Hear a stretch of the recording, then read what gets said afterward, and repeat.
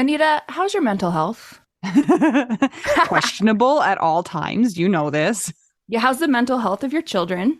Also a little bit tricky. Can I tell you my experience in trying to find therapists for myself and my kids, Mel? Yes, please. Okay, this is how it goes. You ask around your friends and your family for a referral for somebody who's nearby.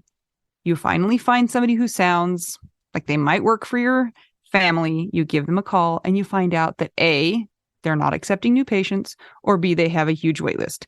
So you start over again and you ask people if they know anybody who would be a good therapist and a good fit. Finally, you find one, you go and you meet with them and you figure out that you don't actually like them that much. But it's been so much work to find somebody who you can go to in your area that you're kind of stuck with them. Well, do you have any ideas for how to get around this? I do, because guess what? I've actually had some therapists that I have found on my own, which involves what you're saying. Sometimes I remember one time I was like 3 hours in the bathtub on my phone looking through websites.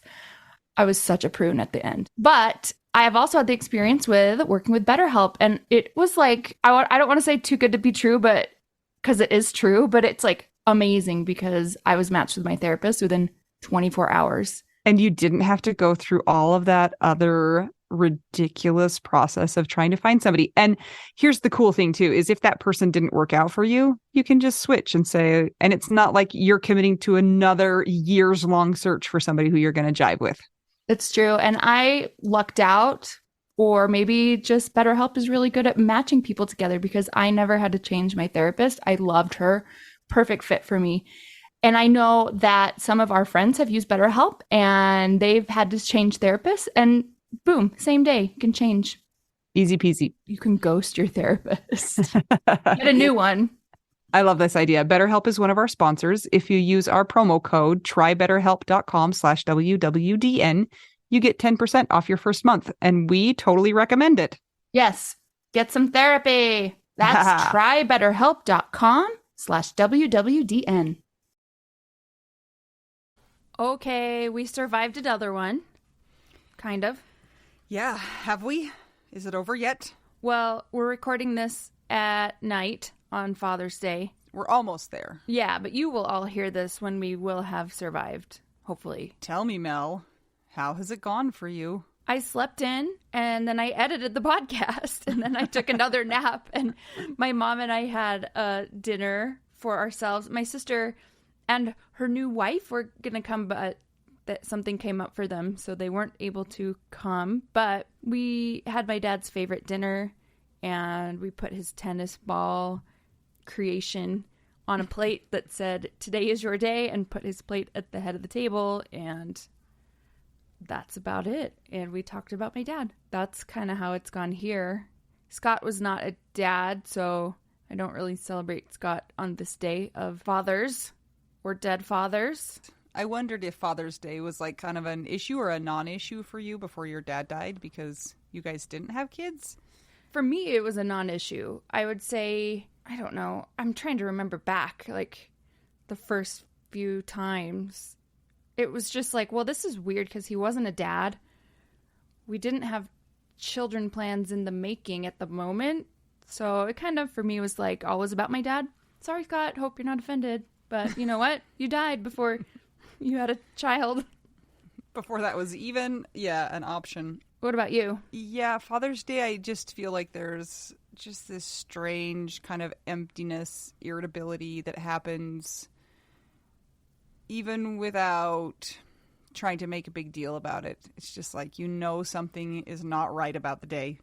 Even though it's so stupid because Father's Day and Mother's Day, they're just made up days. Mm-hmm. It's like they don't actually mean anything in the universe. It's like Hallmark decided that they wanted to sell cards, and so they're like, we'll make Father's Day, just like it's like National Pancakes Day sometimes.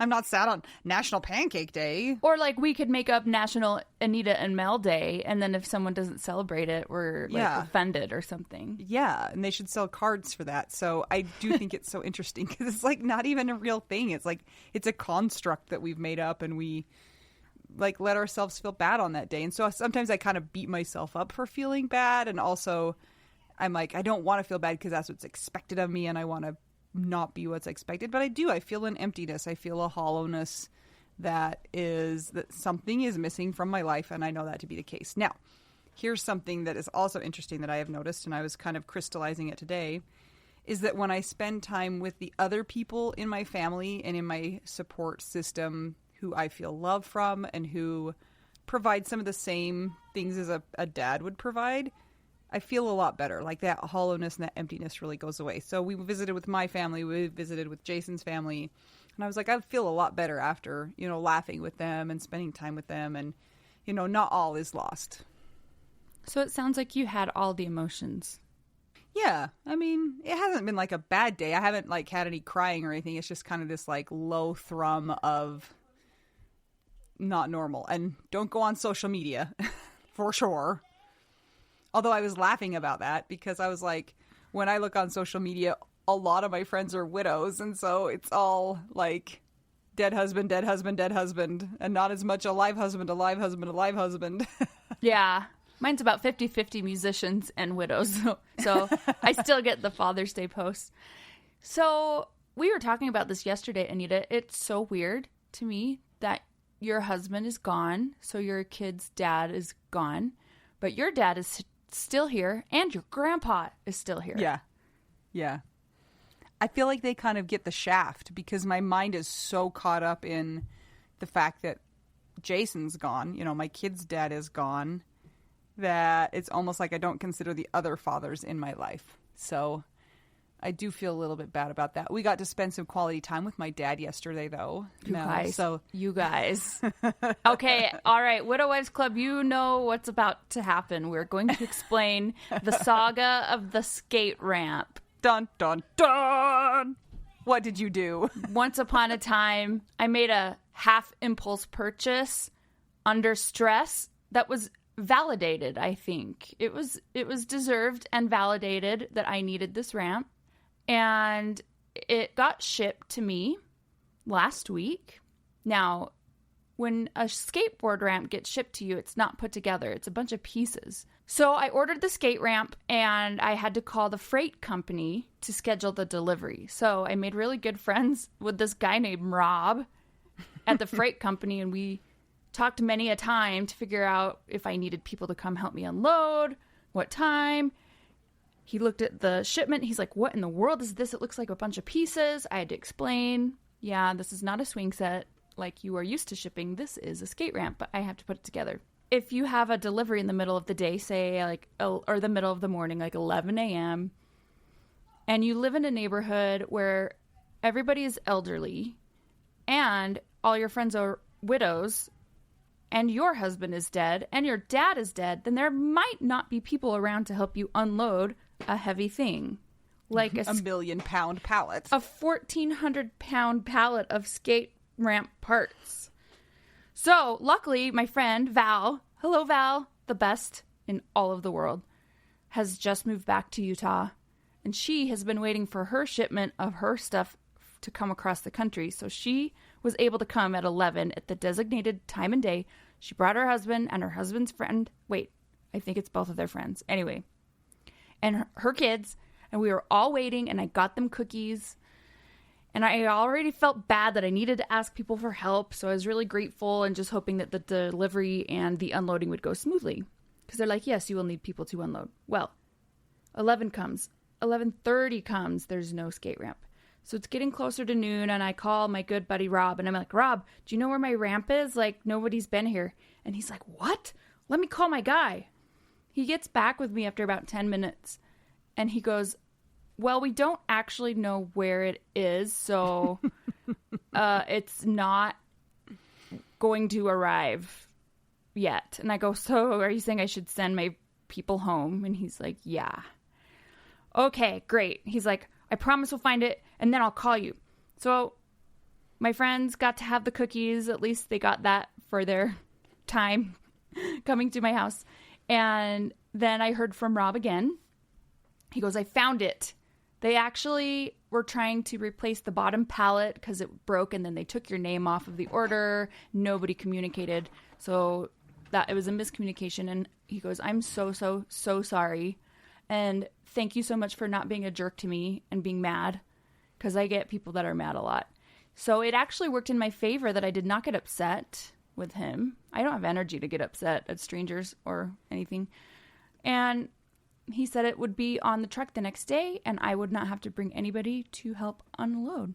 And so before that happened, though, I was in the Widow Wives Club like, guys, of course this happens. Do I need to pull my widow card out? And so that was a fun conversation. And I always love everybody's opinions and commentary on that. But it came the next day.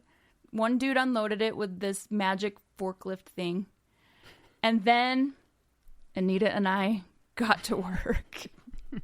We were widows with power tools, man.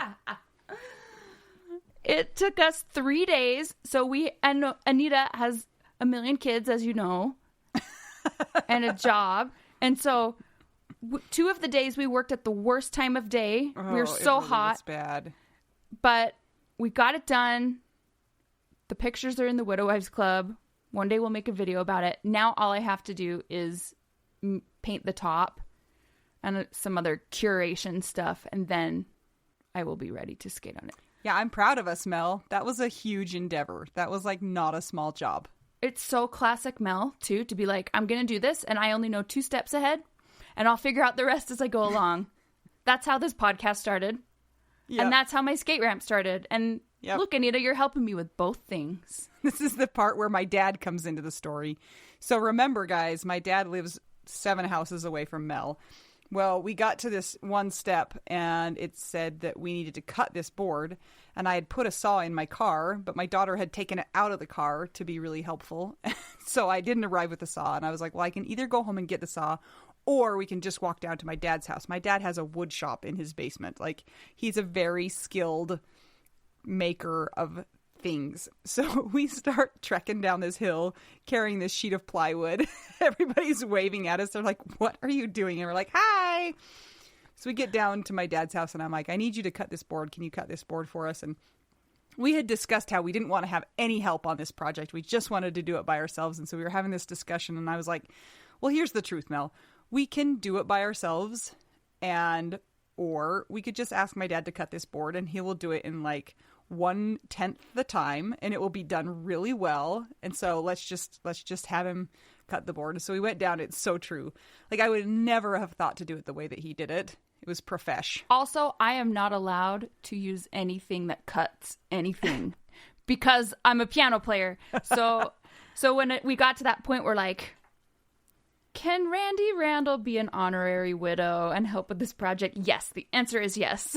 Yeah. So he cut the board. He did it really well. It fit perfectly. I was like, there's no way we would have done that quite so well. And also, Mel, did you know that he's missing like 2 of his fingers? What? Just FYI. I didn't see that. Okay. Yeah, that's why you can't cut things. Anyway, so then he's like, well, I'll have to come see your progress. And he came up and he was like, you guys have done a terrible job. I thought we did a great job. Did he say that? No, not exactly, but a little bit, kind of. He was just like, this edge isn't square. And I'm like, you know what? It's square enough. So he helped us put the final layer on, which was good. Because, again, we would have figured it out. But he was able to do it in, like, 1/1000th of the time. Because his brain just works like that. So we got it all put together. And... Well, we had, like, 8 drills there by that point. Because then your brother-in-law came over. Anyway, yeah. It was amazing. And we learned things, too. Yeah. We learned about different kinds of drills and that we had the wrong ones the entire time.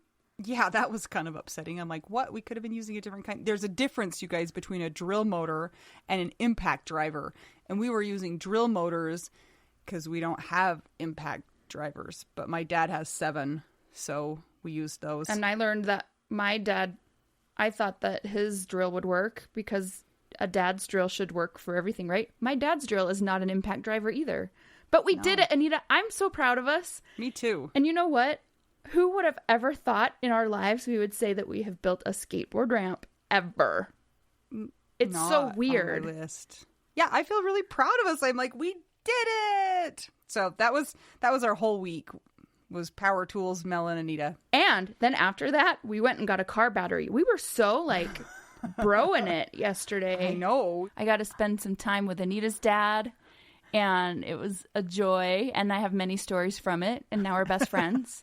And thank you, Anita, for donating your time. And now you have to come skate on the ramp after I paint it. I'm terrified of that thing. Mel posted a video of me trying to just run down the ramp, and I almost fell flat on my face. So you guys, we know that being a widow is hard and sucks. And a lot of times the person that has died is the person that did the things with the tools. We just want you to know it's possible to learn and possible to find somebody to help you. So widows are pretty hardy folk.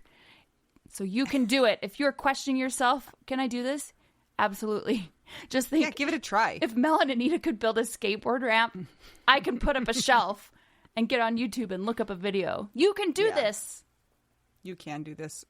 Well, we hope that Father's Day was okay for all y'all and that it was not too emotional or too overly emotional to where you couldn't deal with the feelings that you were having. And if it was really emotional, like, that's okay. It sucks, but it doesn't mean that you're doing it wrong. It just means it's a hard day. So, you just get to sit with those feelings and get to say, yeah, I'm really pissed that my husband is gone or my father is gone or whoever is gone, because it can go beyond just spouse and partner loss as well.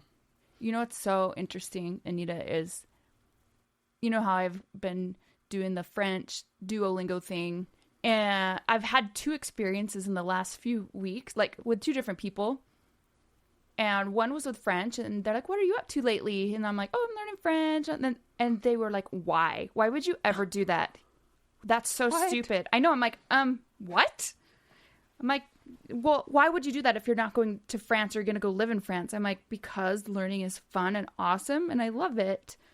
So there was that. And then there was another instance where somebody that thought they knew better was telling me what I should do about my job and this and that, like every aspect of my life, what I should do, because obviously they knew better. And I'm so glad that I've been through a lot of crap in my life, because my reasoning is because, well, I don't want to do this because I don't want to.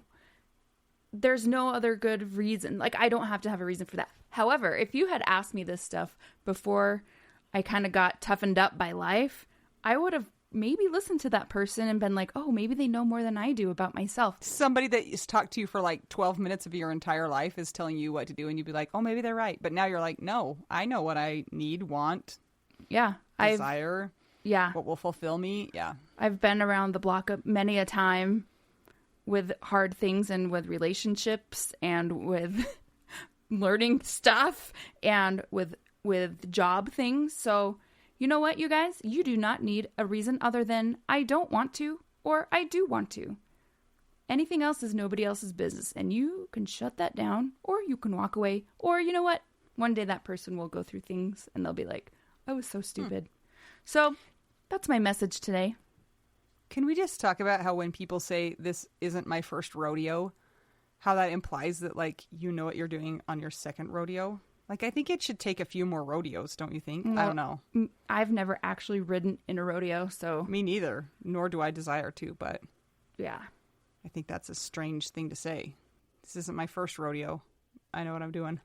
Well, I'm glad, Mel, that you can stand up for yourself and know what's best for you. So, guys, if you want to tell us how your Father's Day went, you want to see the skateboard ramp videos, or you want to just talk about how things are going, come join us in the Widow Wives Club. It's our private Facebook group. It is full of really quality people. I'm telling you, we go for quality over quantity every day of the week. Just make sure you answer all the questions and don't get angry about us making you prove that you're a widow. It's for the safety of everybody in the group, including you. And if you want to keep the podcast going, will you please consider supporting us on Patreon? Patreon is a platform that allows listeners to support content creators such as podcasts. It helps us to make the decisions about where to spend our time, and podcasting takes a lot of time. And, we're widows, and we have lots of things tugging at our time. So it's patreon.com/WWDN. We have 4 different tiers from Widow Friend and up, but at the $10 level, which is Widow Bestie and up, you can get several perks. One of them is a shout out in episode, and the second is ad-free episodes. So if you're interested in that, check out patreon.com/WWDN, and we are going to do our shout out Right, meow. Meow. To our secret dead husband, in honor of the Bee Gees. More than a widow. More than a widow to me. I love the Bee Gees. Yeah. Next, we've got Constance Dahlbeck, David Kelly. Dawn Satterwhite, Gail Bell. Ivan the Misner TM, Kat. Krista Waite, Maya Glasser. Sam Finlayson, Amber Vela.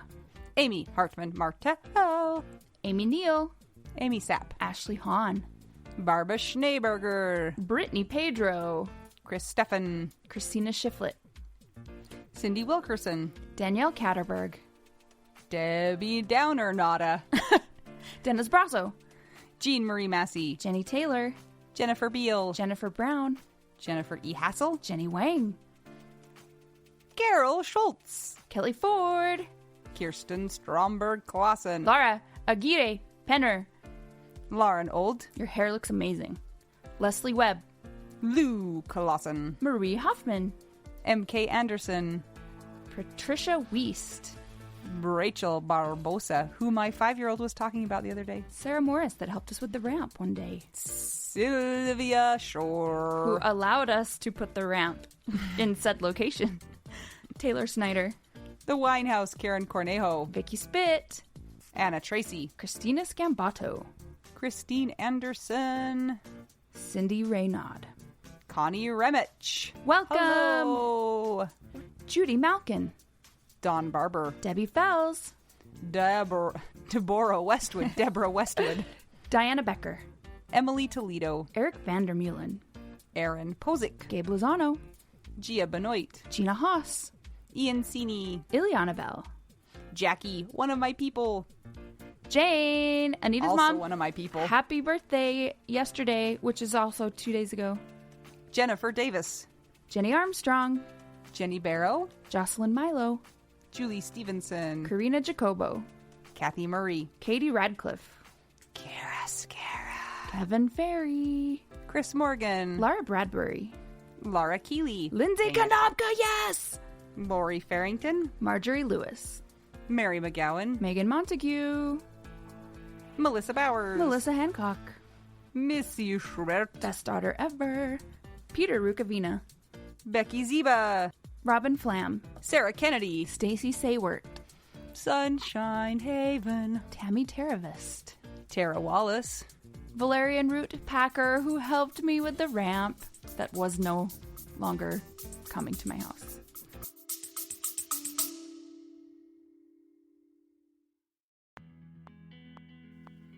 Sometimes we assume that unless we had a huge life insurance payout, we don't really need to know anything about investments or even finances.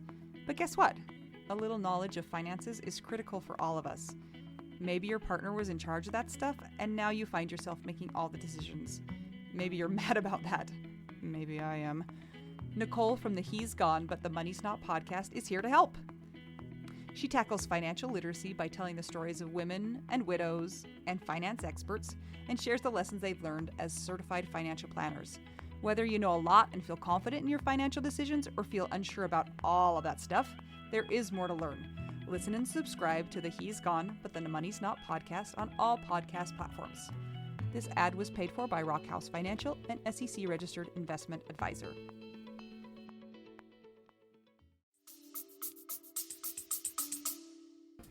And finally, we have South Wind Wendy blowing in from the south.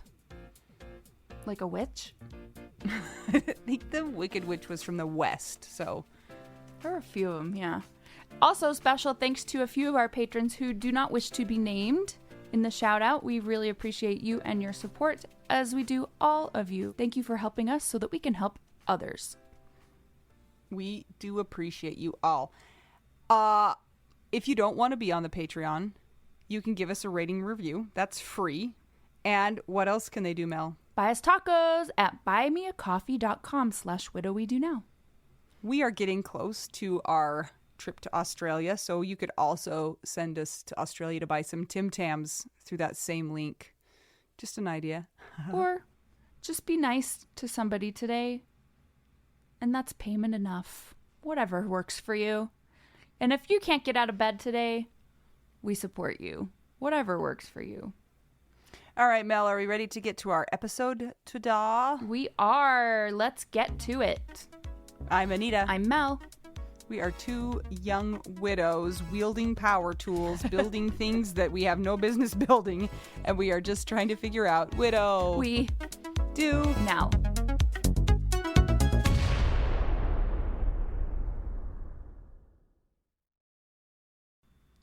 This episode is sponsored by the Misner Family Foundation in memory of Elisabeth Misner. Everybody, we have a flamenco dancer with us.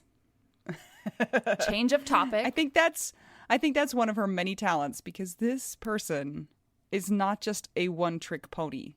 At least a 6-trick pony. Maybe 7. I wonder if that's a bad thing to say.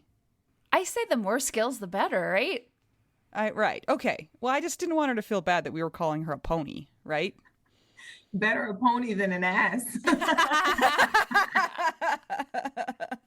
Okay. Good point. Mel, who do we have with us here today? We have Miss V, and she has many a name, so I'm going to let her give her name. Vioree Brandon-Nettlesford. Ooh. So fancy. I know, right? Do you ever go by just Vi? All the time. Oh, that's cool. All the time. I love that. That's such a cute nickname. I have a great aunt Vi, and I like her. So Yeah, try to say Vioree 3 times backwards. Backwards? She's like, we can't even master it forward. What do you can't even do it forward. I can say Vi 3 times forwards. I'm sure. Vi, where are you coming to us from? So I am from New York by way of Maryland. Okay, so you're an East Coast gal. Yes, ma'am. This is amazing. And what do you do in your life? What do you do for a job? Oh, wow. This might be getting ahead of ourselves. Let's see. This is where the 7 tricks come in. Yeah. Yeah. So I am a entrepreneur connoisseur. Oh. Yeah, I like that, right? So I am a 2-time author. My first book in 2014, My New Starts Now, and my second book in 2020 called Wounded, Widowed, and Winning. I am also a transitional life and widow coach. I am a speaker and a television host. So See, cool. we weren't lying. Yeah. She's all the things that are cool and helpful, might I add. We actually met you at Camp Widow when we were in Tampa. We had a little bit of a hard time connecting, and it was like by the skin of our teeth that we were able to get together. So we got a little taste of you when we were in Tampa, and man, she is hustling. She has got her game on. Yes. Absolutely. So we, our husbands may be watching, and he's like, what do you mean you got a little taste of her? I know, right? I was like, Anita, did you really? You keep giving me these punchlines, and I'm going to keep taking them. You got to take them. You got to take them. We sat and spoke with you. We did. Yes. We had in a corner, though. Right, so. in the corner. People kept stopping by. Everybody's moms need to turn this podcast off now. But it's all good. It's clean fun, guys. So we met in Camp Widow. I actually reached out to you guys the first time, and then I had to pull him back up. So I had my team reach out to you. And then we met in Camp Widow, and we were just like playing tag, right? Yes. And Yeah. I pulled you to the side, and we had a dynamic conversation, but I attended your workshop first. And it I was sitting in the back because I came in a little late, but I really enjoyed it. I'm mad that I did not get a t-shirt during the workshop, but I did get one after. Okay, good. Yeah. We made special arrangements. You did. So do you want to tell us a little bit about your person? And let's back up and kind of get a feeling for what life for you was like. For widowhood. Before widowhood. Oh my God. Do you even remember those times? I do. Okay. I do. It is 10 years, 11 years. It is 11 years this year, March 14th. Before widowhood was actually amazing. He was my bestest friendest. And so we met when I was around 25, and I had 2 young children, and I was previously married. And yeah, so that was my second marriage. And, coming out of a very abusive relationship, right? Physically, emotionally, mentally abusive relationship, I was sure I was not going to date or anything. And we were working together. I was a dance teacher at an after-school program called Guardian Angels. And I'm not sure, do you guys have the Guardian Angels out there where you are? No. Oh, What is it? It's like the guys that walk around with the red beret. I'm sure people that listen to the podcast, they'll know what the Guardian Angels are. They do a lot of after-school community work. Cool. All I can think of is the Shriners, because they also wear red berets. but Yeah. not berets though. Oh, they're fezzes. So I was the only dance teacher in I think 50 locations, and he was a music teacher. And so when I walked in one day, it was my first day at work, I had my son, and the organizer of the program's like, "Oh no, send him in there. We have a good gym teacher." So he was teaching the kids in the gym. And I was like, "Oh, I'm not too sure about that, because I don't let my kids away from me." And so nonetheless, he went in the gym, and over time, I realized he was extremely funny, and I love to laugh. Like, I can't be around you if you can't laugh, right? I mean, I can be conservative at times, but you're going to have to laugh a little. And so he was extremely hilarious, and we were friends for a year. But I didn't realize that he told our pastor at the time, "Yes, guys, I go to church." So he told our pastor at the time, "That's going to be my wife." And the pastor never heard him say anything. Like, he was very quiet, very reserved. And the pastor was like, "Oh my God, like, this has to be real, because he doesn't talk." Like, that's the first thing he ever heard him utter. Yeah. Wow. Like, in long conversation, that was like the first thing. And so moving on, we were friends. Let me tell you something funny what he would do. He would, just to impress me, we were in Brooklyn, New York. He was living in Brooklyn. He would go to Harlem every time we would have to go to work. So I worked Monday, Wednesday, and Friday. He would go to Harlem to pick me up a cheesesteak sandwich and bring it back to Brooklyn to go to work. Like, so he would leave Brooklyn, go to Harlem, come back to Brooklyn just to bring me the sandwich. And I didn't know this until after we were married. And for those that don't know New York, that's like a haul on the Yes. trains. That's like a 2-hour ride. I'm impressed. Because then did he serve it to you hot after? Like, It was hot. It wasn't, so he would do it like right before work and then come straight to work. Amazing, right? Wow. Like, I wouldn't do that, but I think I do love a good cheesesteak too. So yeah. Moving on, like, we became friends, and then he would babysit my kids for me. He would pick them up from school. I mean, we became really good friends. And then one day, we were in the kitchen, and he's like, "You want to marry me?" you just said it? Yeah, because we were really close friends. did he have a cheesesteak in his hand instead of a ring? No. It's like how someone would propose to Liz Lemon, I feel like. So, wait, so you hadn't even like technically dated. You had just been like best friends, and then he asked you to marry him. Mm-hmm. And so he, like, before that, I met his mom, and he introduced me, like, that's my friend. Like, and that's what I believe. I don't believe in like dating and stuff like that. I mean, I know that goes against all the rules, but for me, I believe friendship, engagement, marriage. That's just for me. And I believe like the friendship part, it's strictly like collecting data, getting to know each other. So if you break it off, it's really not like breaking it off. It's just like, I can't be your friend no more.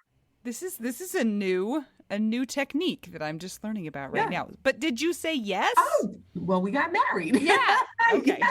Well, I wasn't sure if it took a little more convincing. No, or if you were it immediately was really on board. easy. It was really, really easy. And I think it was easy because I was previously in an abusive relationship. And so knowing that somebody had my back, he took, like my daughter, she was 2. She was calling him daddy because it was so easy, right? Not before we got married, after we got married, right? So he just came out and he was like, you want to marry me? And I was like, that would be cool. I love it. I was like, that would be very cool. I love it too. You know? What was his name? Nathaniel Brandon. Nathaniel Brandon. Miss V. Yes. Because I have heard a little bit of your story previously on Alicia Reed's podcast. Yeah. I was like, I hope that we get to talk to this lady someday because you mentioned that you were married to a piano player or keys player or organ player, and that's what I am. And so I was like, immediately like, tell me more. Yes. Is this him, Nathaniel? This is him. This is him. He was amazing. I mean, amazing. Like he played the organ, the piano, the drums, the bass guitar, and he sang. That's a lot. Wow. He was gifted, talented, very, very talented. So he was also a 5-trick, 6-trick, 7-trick pony and brought cheesesteaks too. Musicians know that food is always needed. Absolutely. Always good. And he was a great cook. What? He was an amazing cook. And so throughout my pregnancy with our daughter, he literally cooked the entire time. Like I did not have to cook. Wow. I did not have to cook. He was amazing. I'm bummed out that I know that he is not alive because he sounds Right. so awesome. I'd love to hang out with him and you together. Well, I can always loan you his daughter. She has his personality. She does not cook. Does she play any instruments? She plays the piano and she sings. And she plays basketball and she dances. Yes. So she's also... She's the 14-trick pony. Oh, man. So you had 2 children from your previous relationship, and then you 2 had 1 daughter together. 1 daughter together. Oh. Yeah. And he passed away when she was 2. Oh, that sucks. I know, right? Do you want to tell us what happened? Sure. So one day he got sick a year before and he was in a coma for 3 days. Whoa. Oh. Right. And he had diabetes. So he was in a diabetic coma for 3 days. But I believe God, right? And so I went in there. I wasn't crying. I wasn't doing anything. I was just like, he'll be fine. Right. Like I was like, he'll be fine. His parents and everyone was looking at me like, okay. I'm like, he's fine. He'll wake up. And so I stayed there. And so a year later he was in church playing on the piano. He had just finished, in between services, they have dinner. So he had just finished eating and he was on the piano, like church was about to start, and he had a seizure. So I was in another church at the time dancing because I'm a liturgical dancer. And so while he was having a seizure, I was ministering, and I go in the back and I'm like, why do I have 52 calls? Oh, that's never my a good gosh. thing. Never a good sign. And he was like literally sitting on the piano having a seizure. Yeah. So he fell backwards because he was having a seizure. And I ran over to the church. It was literally 5 minutes away. My pastor and his wife kept the children. And I went to the church and I saw him laying there and he just kept having seizures. And so we got him into the ambulance and I knew something was different this time. I just knew something was different. And so, because this time everyone left me there at the hospital. Last time people were staying around. And so I felt like it was just time for just him and I. And so throughout the night, I would go into the bathroom. I spoke about this. I would go into the bathroom and I would just keep praying like, all right, God, like, are you going to heal him? And he says, I'll heal him. I'll heal him. And so I came out of the bathroom and I was feeling positive, confident. Every time I got that word, I was confident. Went to his bed and it was just my stomach dropped. And so I was sitting there just looking at him and I got up again and I felt his body and one side was cold, one side was warm. And so I went back to the bathroom and I started crying again. And I was like, okay, God, like you said you were going to heal him. Like, I need you to heal him. He said, he'll make it in. Oh, In where? into heaven. That's all. That's all he said. Came back out the bathroom and I was confident. I was like, okay. Then I saw him and my stomach just dropped again. And I was like, all right, guy, you playing with my emotions. Like, this is not cool. Like, I'm gonna need you to just take it easy on me. And I sat down and I saw something above the bed. And I was just like, am I hallucinating right now? I'm like, what is going on? And so I literally saw my entire life flash before my eyes. Like from the time we met to the time we first kissed, to having our child, to being married, to me being a single mom again, to me being a widow. Like I saw my entire life flash. When anyone says that to you, it's real. Like it flashed before my eyes. It was like a slideshow. Wow. I got up and I went to the bathroom. I think you guys are getting the exclusive. I don't think I've ever said this part. Yes, this is what we're here for. This reminds me of like a near-death experience, but it was you But for the that was alive alive. Yeah. Keep telling us more. I love this stuff. It's so. I went in the bathroom for the last time and I heard God say, you will get through this. And I knew at that moment, I was like, okay, something's about to rock my world that I'm not ready for, right? And so I came out of the bathroom and I just sat there. It was like 4 a.m. and I knew he had passed. 4 a.m. And so I touched him and I felt, and I was like, okay, God, like, give me the strength. I've experienced a lot in my life, but going from an abusive relationship to meeting your best friend and enjoying life to now having to become a single mom all over again with another child, right?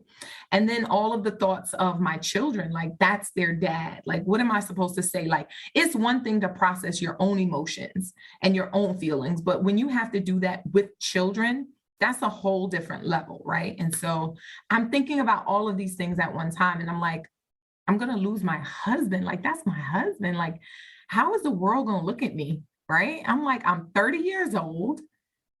This is crazy. So his family starts trickling. I remember getting up, walking around, leaving the hospital and just walking around the building. And I was just walking and I felt like I was a walking zombie. Came back. His mom had arrived to the hospital. It's like 10:30. His sister had arrived. At this point, it was like 11 o'clock. And I got up and I stood next to a wall. And so there's chairs here, there's the desk, then there's his bed right in front. So I was sitting here the whole time. And I got up and I looked at everybody. Everyone was in front of me and I stood against the wall. And his room was right here. And so as I'm standing, the doctor comes out of the room and she rubs my shoulder, my arm. She said, "I'm sorry, Miss Brandon." And I pass out. That's wild. So do you know what was causing the seizures? Was it diabetes related? Okay, related. Related. Yeah, it was diabetes. It was really, really high. I mean, he was taking his medication, So you passed out. Did they give you a hospital room too? They gave me a bed though. They did give me a stretcher. So they picked me up and they put me on the stretcher. And then when I woke up, I just was crying. I was just crying. And for those saved people that are listening, I started speaking in tongue and I was just crying. And I was just like, God, how am I going to do this? Like, how am I going to do this? And I bounce back quick. It may not be the healthiest thing, but I bounce back quick. And I remember crying and then thinking about my kids. So it immediately went off of me and straight to my children. And so I got up, like I sat up on the stretcher and I saw his sister and his mother crying. And I looked at them and I was like, you guys will be okay. And then I went into the room where they had him. And I remember kissing him on his forehead. And I was like, I love you, like with all my heart. I want to say the day it happened, the Sunday, he died on a Monday morning at 11. But that Sunday, I remember going right before I danced, in between services, I remember going over to the church where he was, and I needed offering money. So I went over to get money from him. And he said, all you come over here to do is take my money. I was like, yeah, I would be useless if I didn't do anything else, right? And we were laughing. And he goes, never forget, I will always love you. Wow. Oh. Out of nowhere. And I would never forget that. And I was like, oh, I love you too. He was like, no, I need you to know I'll always love you. Like, you're my heart. And I was like, oh, babe, like, don't talk like that. I was like, what's wrong with you? And then I went back to the church, and we were at separate churches. And that's when everything happened. And so that came back to my remembrance. When I was kissing him on his forehead, I was like, I remember you told me I will always love you, and I'll always love you. Right. And so that gave me peace. You know what I mean? Yeah. Like, I felt like he knew. Yeah. That makes sense. That's one of those, like, was that a coincidence? You know, Probably not. Kind of a thing. exactly. So, question for you. I know for me, I'm going through this right now. My dad recently died. And so I'm kind of like taking note of maybe the ups and downs since my husband died, and the ups and downs since my dad died, even though it's different deaths.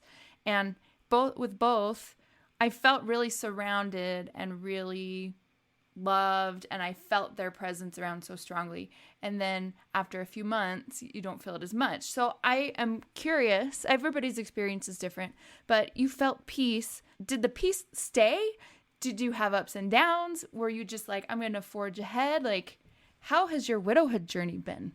Initially, because I had to put on a face for my children and the church, because I was a leader, and everyone that was looking at me, because he was this big musician. His funeral was like 3,000 people.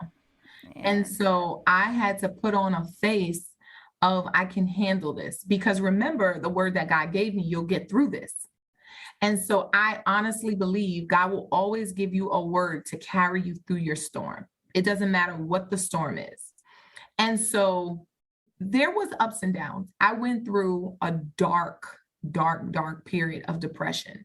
Like, y'all got to get my book. I ain't gonna tell y'all too much now, but it was me almost committing suicide, because I felt like, how is it that I'm out here loving my husband, we doing ministry together and serving God's people, and you would do this to me? And you have people out here that really don't like their husbands and sleeping in separate rooms, but you didn't take them. And over time, I had to realize that it's not personal, it's purpose. And in the process of time, it didn't dawn on me that it wasn't really about me. I was the vessel being used to speak to widows, to encourage them. Because if I didn't go through my dark days, if I didn't go through my roller coaster of emotions, if I didn't go through the reassurance before the storm, then how could I really be a spokesperson for hope and change? Isn't that such a ripoff? I know.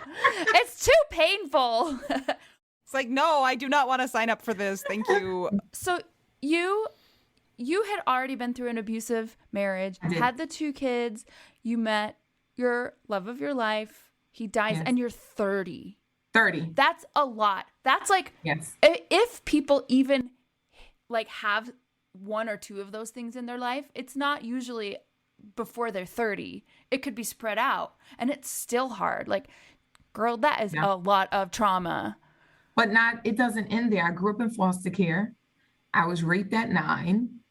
Oh my And gosh. so it was trauma after trauma after trauma. And realizing that when I met my husband, I felt like I was at a sense of calm in my life. I had a sense of stability in my life that I never experienced before. And so that really rocked my world, because I was like, yo, dude, upstairs, like, what's going on? Like, you really don't like me like that? Seriously. And that's how I talked to him. I was just like, you really don't like me like that. Like, and so I was really angry at God. I went through a period where I was extremely angry. I was angry at everyone that had something positive to say to me, because I didn't see that in my life. It wasn't an example for me. It was never an example set for me. And so when I finally experienced it, I never realized that something good could last, because it never lasts.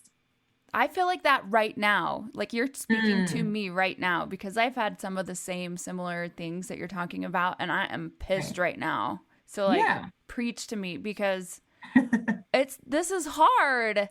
I'm tired. And it's like, like, okay, finally I found a dude that like, it's really good. And then we have almost 2 years and he's dead. And it's like, hey, now what? And then it's like more trauma. And there was more before that. And I'm like, yeah. I'll tell you when I really had, like, it really changed for me. So my mom committed suicide when I was also 9. Did I add that? Okay. So I never really knew, never really knew my mom. You have all of the things. Yeah. Yeah. Wow. And so, and that's why, can I pause for a second? That's why I believe that when it's people like us that experience such traumatic things that happen to us in our lives, we are the structure of what peace, hope, joy looks like, because it is only by the grace of God that we are in our right minds. Many people that have experienced what we have experienced probably would not have made it. And that's why they don't know what to say to us. And that's why they say, wow, I'm speechless, because they couldn't imagine. And so you right now, I want you to think it all joy, because it seems crazy. Like, that's like crazy to me. How can I find joy in such pain, right? Well, because God is using you to be a mouthpiece for those that cannot make it over without your voice. They need to hear the pain you experience. They need to hear this raw feelings and emotions that you're going through. Like, I'm angry as hell. And some days I don't know what to do. And some days I don't want to get out of bed. And some days I don't have a word for you guys. But I'm still going to push past it. I'm going to push through it. And in the process of pushing through it, I'm going to show you, and I'm going to be the face of hope. I'm going to be the face of how you overcome. If you go back, if you retreat and you go into that dark place and cover yourself with a pillow, how can people see? How did you know how Mel was coping? I know, and it's so true. And it's like when we started the podcast, we kind of didn't know why, but we kind of also were like, we've got to talk about this to people, because this is new to us. We didn't know about any of this stuff. Hopefully it at least helps one other person. Right. And so to see you, are you 10 years out, you said? I am 11. 11 years out, and you're like doing all these things. You've had all of the trauma. You're helping others. It's really like a testament to what experts always tell us, where they're like, community and people reaching back to help give a hand up are key to healing. Yes. And so I'll tell you what changed for me. When I was in that moment of almost taking those pills, I remember, and I tell this in my book as well, I remember my hand was shaking so much, it fell. And I was like, a fiend. I was like pulling it together. And I remember crying so bad. And I said, thinking, my kids can't find me and go through what I went through. And so I remember crying out that day saying, God, if you tell me why, reveal to me why, I promise you I'll show others how. And I spoke about this weekend at a women's retreat, that you have to make a covenant between you and God to say, what is it that, why am I going through this? If I can discover my why, I promise you I can show others how to get through it. I promise you I can show others that there is light at the end of the tunnel, but you got to tell me, you have to reveal to me why I'm going through it. Remember your why. But you have to discover your why in order to remember your why. Do you think that all widows, probably not everybody is destined to write a book. Probably not everybody is destined to have a podcast or a TV show or all of these things. Do you think that each person, they have a specific thing that they're supposed to do with their widowed story? I do. And some people, it might be more small and turned inward than maybe some who are meant to be more visible or try to, because I think that it might put pressure on people to feel like they need to move some mountain or do some great act. And sometimes we don't need to do that. Our purpose might be to get ourselves and our family through it. And maybe for the next generations, they'll look back and be like, oh, remember when Grandma Coyle was able to... She reared 4 children in the wilderness. With only an axe and a tin pot. Right. And so here's the thing. I'm glad you asked that question, Anita. So only you can tell your story. Period. Only you can tell your story. I can tell my story, and maybe your story may not have been on the verge of suicide, but that's my story, right? And so even if your story is sharing your grief story with a neighbor, it may impact their life. And your story that you told to your neighbor, they may tell to their daughter who may be on the verge of suicide. So you never look at someone else's journey or someone else's idea of success and compare. Because what you are going through and what you have to say, you have a people designated to your voice, no matter how big or no matter how small. It is my destiny, Vioree Brandon-Nettlesford, for me to be an international speaker. It is my destiny to be a 2-time, 3-time, 4-time, 5 best-selling New York Times. You know what I'm saying? That may be my destiny. That may not be your destiny. It doesn't make me better than you. It doesn't make me bigger than you. We are all on the same level. It's what you do with your story that matters. So I empower you to speak up. I empower you to talk to the neighbor, or you may see a lady walking down the street crying, and that may be your assignment to say, are you okay? You may change that person's life. You have the power to impact people with your voice. Find the power in your voice. I have the power. like He-Man. Yeah, I mean, I think the same thing. I think everybody, is on the planet and has unique qualifications to make the planet a better place.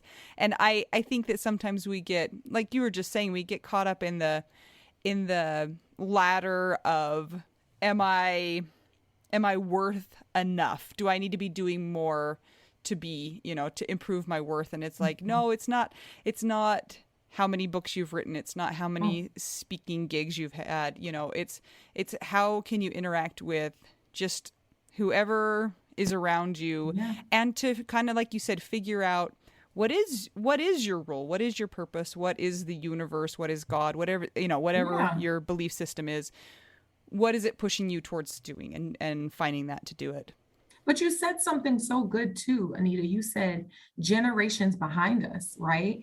And so for me, what started me to find my why is when I looked at my children and I said, you know what? My child's child may go through something like this. And so I want my children to be positioned to encourage the next generation and be like, oh, great grandma Vioree went through that. And this is how she handled it. And many of us don't have that sense of forward thinking, right? And we think, oh, it's just for the outside, but it's not.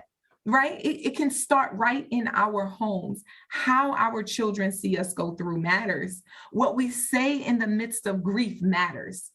What we sow into them in the midst of grief matters. Showing them that it's okay to cry. It's okay to be angry. It's okay to sit for a moment, but don't stay there. This is how you get up. And that's what I was leading up to. The fact of what changed me is I said, I don't want my kids to go through depression like I did or like my mother did. I want to be able to show them that it's okay to seek help. And so I showed them that I went to therapy. I even took my oldest son to a session with me to show him it's okay. It's okay to be sad because everybody in life will experience grief at some point, everyone. And so learning how to process properly and process effectively determines whether you're going to have a good mental health. So I'm curious about the timeline of how far out you were from his death when you went through this, because I know that there's a period of time where you can't look forward. Oh, yeah. You know, it's like, I'm just surviving for this minute and I can't think about my life going forward because it's so painful to think that your person will not be in any moment from here on out. So I don't want to think about that. So I'm curious how long it took you before you could start to have thoughts about like, I don't want to do that now because that will affect the future. Yeah, that's a great question, because you know how you talked about the roller coaster? That was me. So there was a period, I think within the first 6 months, I was in a dark room. And my son came and sat in the bed. He's like, all right, mommy, you got to get up. And I was like, I don't know how. I don't know how to get up. I don't know how to keep going. I wouldn't even know where to start. Then the next 6 months, I got up and I took a shower. That clearly means I was thinking, guys. Something we're both familiar with. We can still smell you from back in the day. It's still lingering, but thank you for showering. You're welcome. So there was a period of time where I didn't know what to do. I didn't know how to do it. I didn't know where to start. Then the next 6 months, I got up and I celebrated the things that I did that day. Right. And so I was like, okay, I took a shower today, guys. Guess what? I took a shower today. Hey, have you heard? I took a shower today. Then I developed and I was like, okay, I grew a little bit and I started cooking. Yeah. And what helped me was looking at my children, celebrating me in the process. Right. And so after that, I started looking for a job, but it wasn't overnight. It was a process. And I will say I had a tribe. I had a tribe that saw my grief. They checked on me every day. They knocked on the door. Sometimes they just sat there. They didn't talk. Supporters. Hey, guys, I'm talking to you. Those that are supporting people through grief. You don't always have to give an answer. It's good if you just sit there and shut up. Did they have to wear a gas mask because you were so stinky? They never said anything, so I didn't. They had a little mentholatum on their. Yeah, they had nose plugs. Right. Maybe my kids did from time to time, but not my friends. They were nice. So my tribe helped me. And then when I told them, hey, I want to look for a job, they was like, oh, let's do it. It didn't matter. They supported me through the process and that helped me. Right.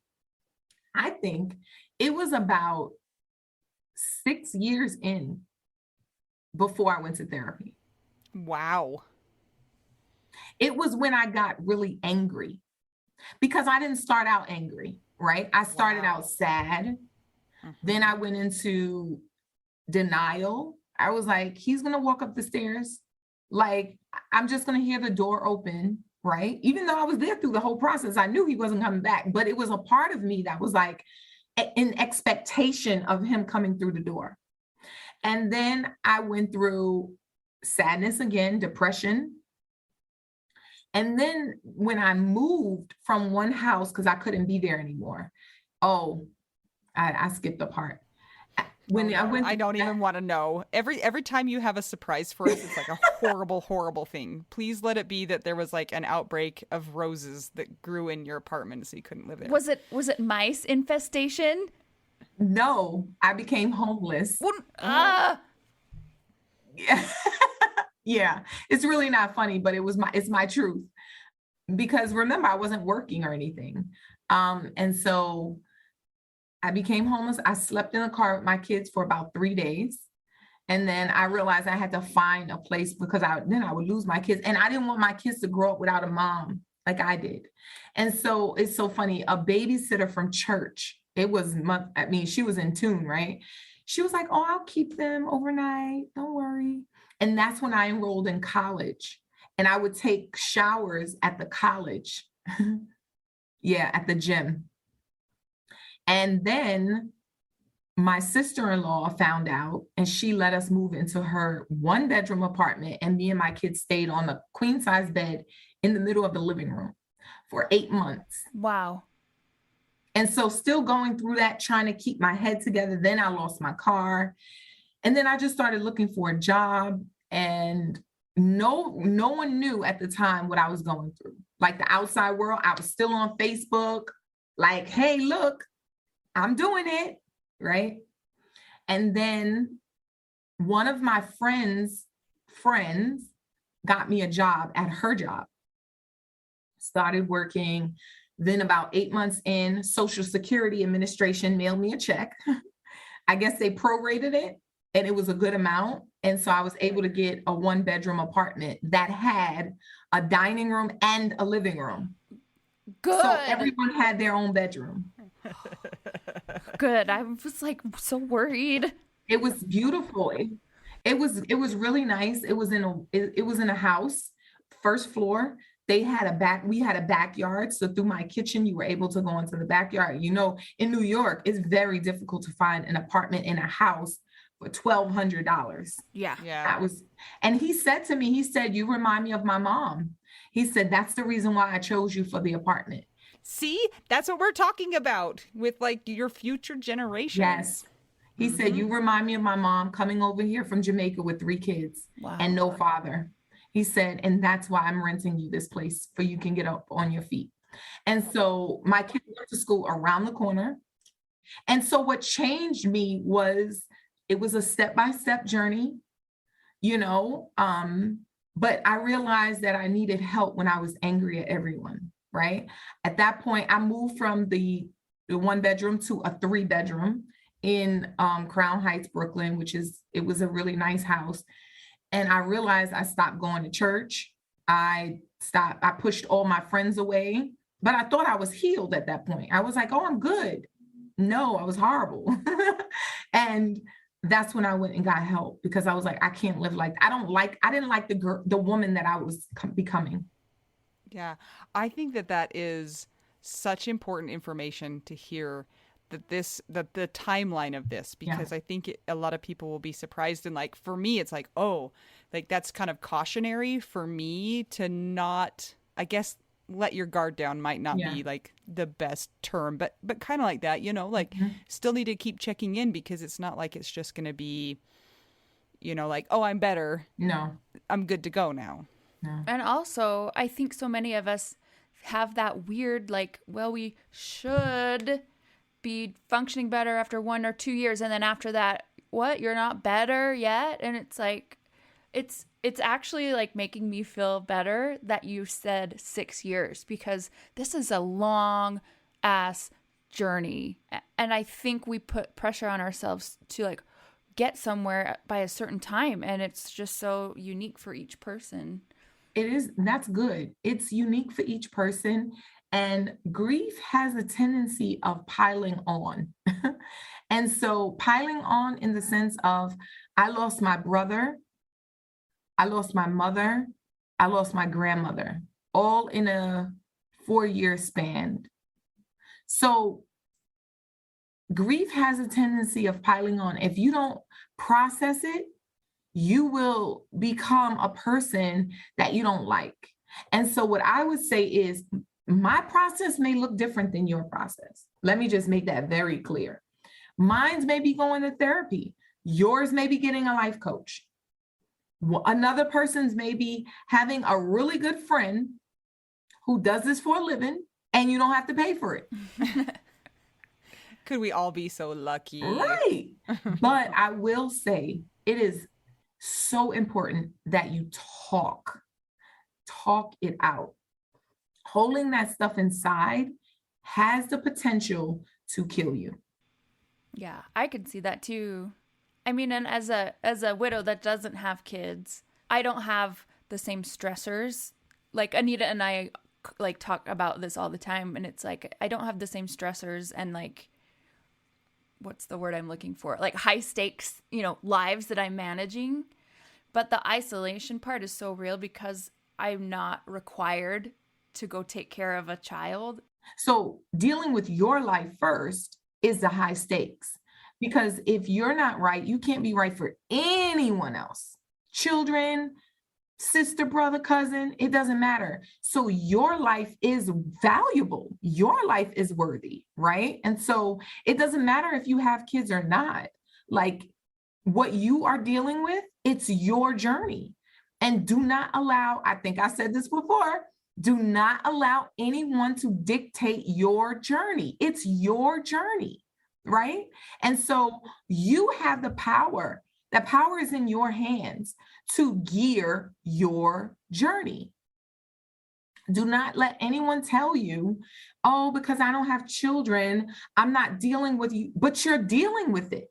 It's something that you've experienced.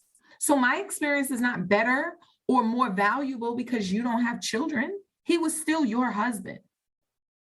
And you decided when you married him, you had plans. You had plans to have children. You had plans to buy a house. You had plans to create a future together. And so your plans is no less worthier than mine because I had a child. It doesn't matter. And if anyone says anything to you, you send them on my way. Yeah. Because she has the sword of He-Man, because she has the power. She has the power.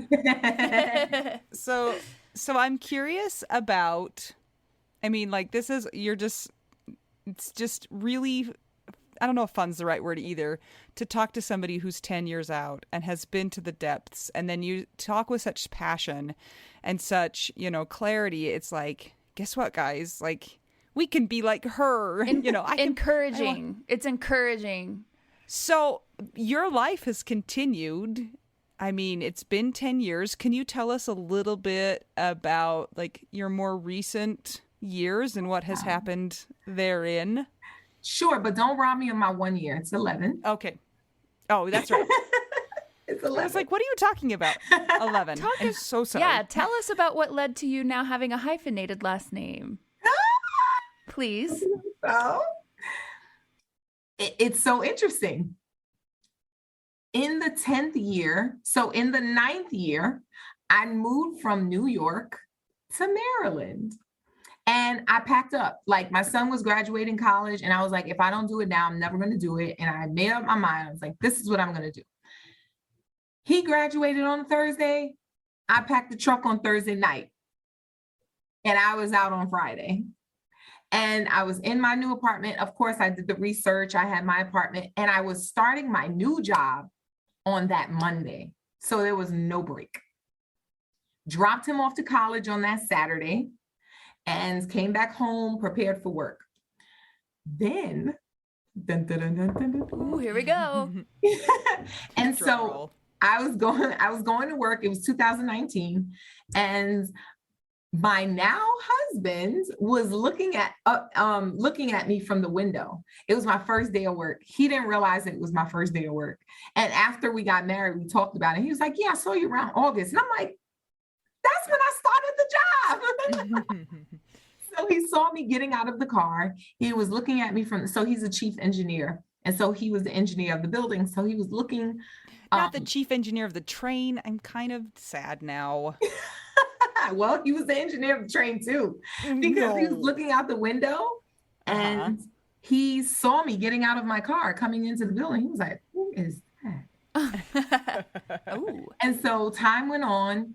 I knew one of the other engineers because I'm always cold. Like you will see my heater. I'm always cold. And so I would call them up and I'm like, y'all have to do something with this. Like it's freezing in here. So I am not surprised. every week they would come upstairs like, what are you talking about? It's only 72. I'm like, 72 is cold, dude. Like, what do you mean? Like, I need 92, please. Thank you. Yeah. And so one day I was coming in the building saying hi to the other engineer. And he said, I kind of caught an attitude with him. And I kind of looked at him. I was like, hi to the other guy and looked at him, was like, I don't even realize I did that. Could you guys imagine me doing something like that? Like, no. Never. So then I invited my son to work with me. He came down from college.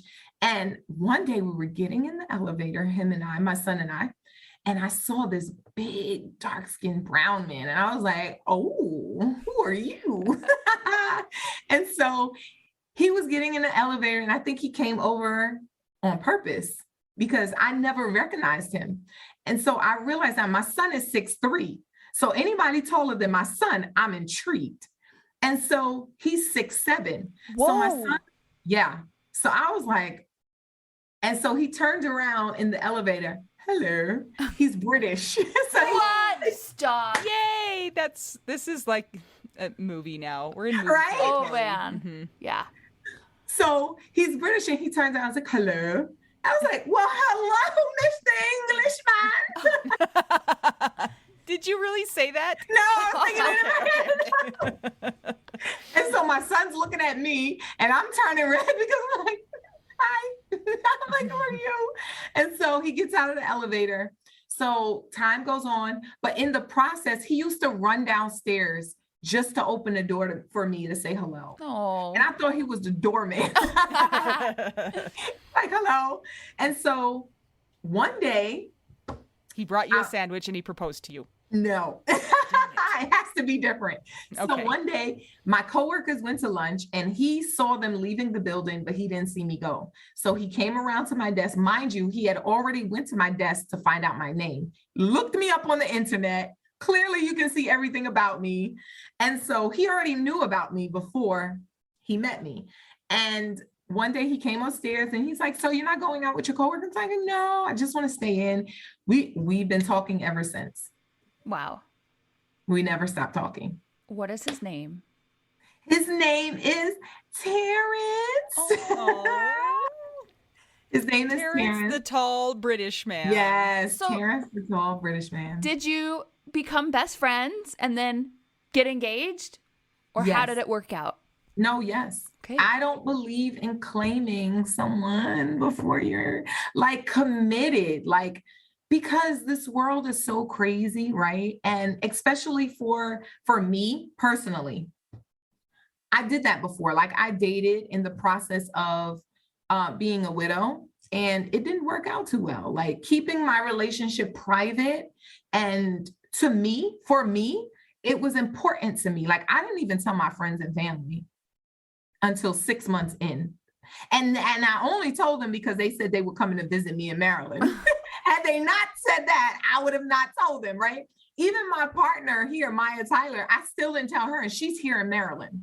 Like I didn't tell anyone, and I just kept it for me. I feel like that part, it was for me, right? And I wanted to protect it as much as I could. And so, yeah. So it was 2019 when you met him. Is that correct? Yes. Were you feeling, or did you feel at any point in time impatient that, no. Okay. I was just curious about that because I think that some people, I mean, everybody's journey is very different, like you were saying, and some people would like to be in a relationship again, and some people are happy not being in a relationship. And so you were just fine how you were, and it kind of came to you as it needed to.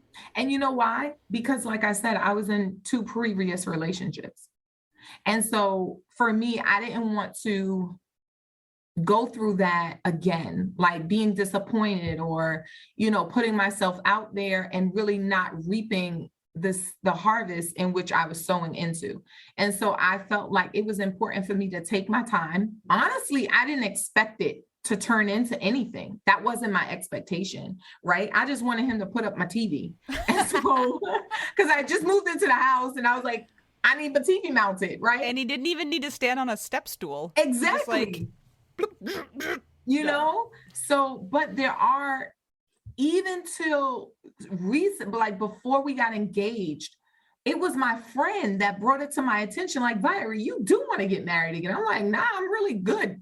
Like 10 years by myself and doing what I want to do, going how I want, you know, not answering all of that commitment stuff. Like, I was really genuinely okay. If it happened, it happened. If it didn't, it didn't, right? And so going through the process, I really didn't want to tolerate a lot of stuff, honestly, because I had already been through craziness. I was like, one little thing and I'm done. I can see that was me. How that would be. Yeah, totally. You know, and so like you said, everyone's journey is different. For those that do want to get married again, be honest with yourself. Don't fake it for anyone. Like, don't say, no, I don't, or I'm okay, or the guilt that comes with being in another relationship and feel like you're dishonoring your husband. It's a real thing. Let me just put that out there. I did go through that in the beginning, right? And beginning to date and feeling like, and then I did the comparison thing, like, oh, my husband would never do that to me, or, oh, my husband would never treat me that way, or, oh, my husband would go out and get me some ice cream. And so I had to be healed from all of that stuff before I was really ready to remarry, because that's not fair to the next person that really loves you and really wants to be a part of your life. There is a thing where I talk to my widow clients, where learning how to compartmentalize. There is a place in your heart for your husband that passed away. And there will be, if you allow it, a place in your heart for a new husband. The choice is yours. You don't ever want to be in a new relationship and be miserable. Enjoy it. Really enjoy it. And if you don't feel like you are enjoying it, then take a step back to say, you know what? Maybe I'm not ready. It's not you, it's me. There you go. That's great advice, though, because if you bring all that stuff and it's unresolved, it's a recipe for more disaster. And we've already gone through a lot of trauma and heartbreak, and I can see why you'd be like, okay, one thing and I'm out of here. Yeah. But I think also it's important. I'm going to speak to the ones that desire or is in the process of dating a widow or widower. Yeah. Can I speak to that for a second? Please do. Yeah. Do not try to replace the person. That's the number one thing that the new spouse or person that's in a relationship does. Like, they want you to love them the way you loved your husband or you loved your wife. That ain't gonna happen. Let me just burst your bubble. It's not gonna happen, because you're not them. You are not them. You are your own person. So bring what you have to the table, and we will see, we as widows and widowers, we will see the beauty in you. And either we will receive you, or we will say, no, this is not for me. Go on your way. But never try to replace the spouse or the deceased spouse. The next thing I would say is be patient. Be patient with us. Don't tell us not to feel. Don't tell us not to think about them. Don't tell us, you ain't over them yet. That is a sure sign that we will get rid of you. Yes. The number one sign. And the third tip I would give the dating person that's dating a widower or widower is just let them be them. Give them the space and opportunity to express their feelings, and they will love you that much more. But you have to be genuine in doing it. Don't do it because you want their love. Don't do it because you want their love and you want to entice them or you want to woo them. Do it because you really want their love. and that will be revealed over time. And so, yes, I married my next. I just want to pause for just a second, because two of the things you just said were about being true to yourself, right? And being authentic. And it's both people in the relationship need to be true to who they actually are and not trying to be somebody else in order to, win, love and affection. It's like you need to be who you are and know that who you are, exactly how you are, is good enough. Yes. Right. And of course we can improve ourselves and, we can work on habits and not being a jerk to people, but we don't need to change who we are to impress somebody else. Change who you are because you want to change who you are. And also, I just want to say, even without the widowed scenario, knowing who you are is hard and takes time. So everybody remember that. Like, it's one thing to say it, and then it's another thing to be in it and do it, and then do it with what we've been through. Right. Miss V, it is just so great to hear all of your experience, and I'm so sorry that you've had all of the stuff happen, but also, like you said, you are using it for a purpose, and I know that this is going to help so many people. We've talked about so many different subjects today, and you're an inspiration, and it's empowering us, and we can't wait to share your episode with the world and your words. So now, will you tell us where somebody can find you if they are interested in all of the things that you've done? Aw, you don't have to search hard. Google. Google.com, right? Yes. So Google, but you can go to www.VioreeBrandon.com, and I will spell that. It is V as in Victor, IOREE, Brandon, BRANDON.com. And you can find me on all social media outlets at I am Vioree. We will link to all of those things in the show notes, so it's easy to find. And you can find, you've written 2 books. Are those available wherever books are sold? They are available at Amazon.com. You can actually go under my author's page, Vioree Brandon-Nettlesford, and you will see both of the books there. My New Starts Now and Wounded, Widowed, and Winning is there. And for the special offer. What? There's a special offer? There's a special offer. You can go to my website and get the new book for only $15.99. On Amazon, you're paying $25 plus shipping and handling. On my website, you will get the new book, the new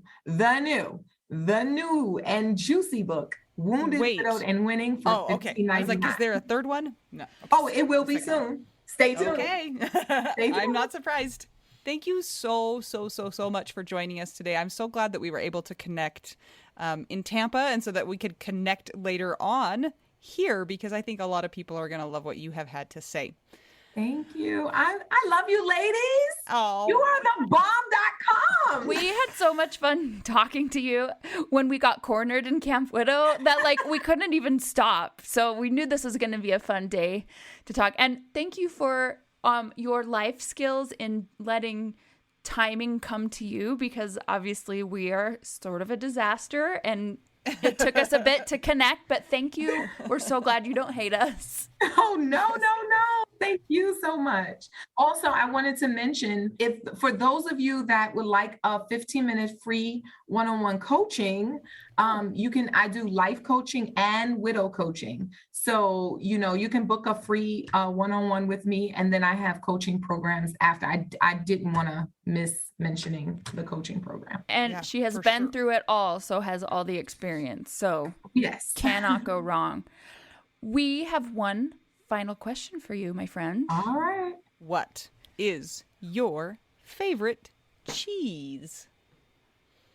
Cheese? Cheese. Like the food. I thought you was going to say, what do widows do now? No. Oh, no. We're not that deep. We tricked you. What kind of cheese do you like the best? I like provolone. Ooh, smoked or unsmoked? Provolone. Yeah. Love it. Yeah. Okay. All right, guys. Thank you so much for listening today. Remember, come check us out in the Widow Wives Club if you want to be part of our private community. It's on Facebook.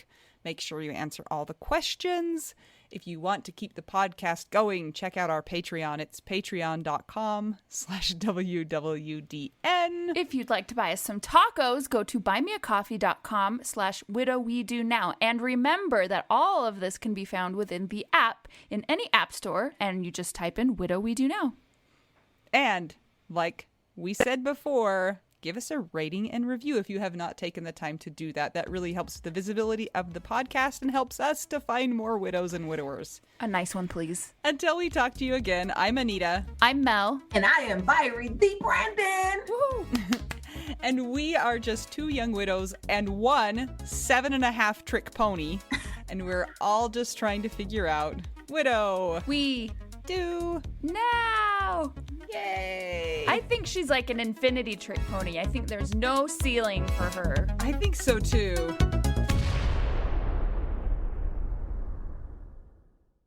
This is my favorite thing to discuss with you. Tell me, what is it? One of my favorite things. I do enjoy tacos and cheese and dogs. This is about how you cannot pay hundreds and hundreds of dollars for a phone plan, especially when you're a widow, your person is dead, you might have kids, you might need another option, and you just want your phone to work, you want unlimited texting and service, and you want it to be like $25 a month.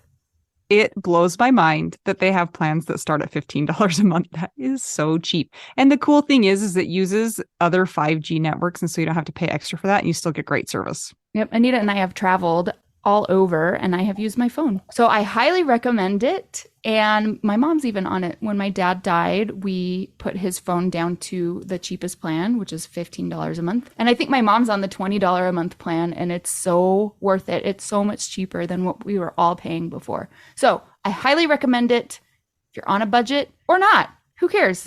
Ryan Reynolds is in charge of the company, and they send you free stickers with Ryan Reynolds temporary tattoos. It's kind of the best. So if somebody wants to sign up, what can they do, Anita? Go to trymintmobile.com/WWDN. Seriously, you guys. Such a great idea. Save yourself some money. And if you're worried about losing data or having any changes with your phone, not going to happen. They walk you through it. Everything's fine. It's the easiest process of all time. Again, that's trymintmobile.com/WWDN.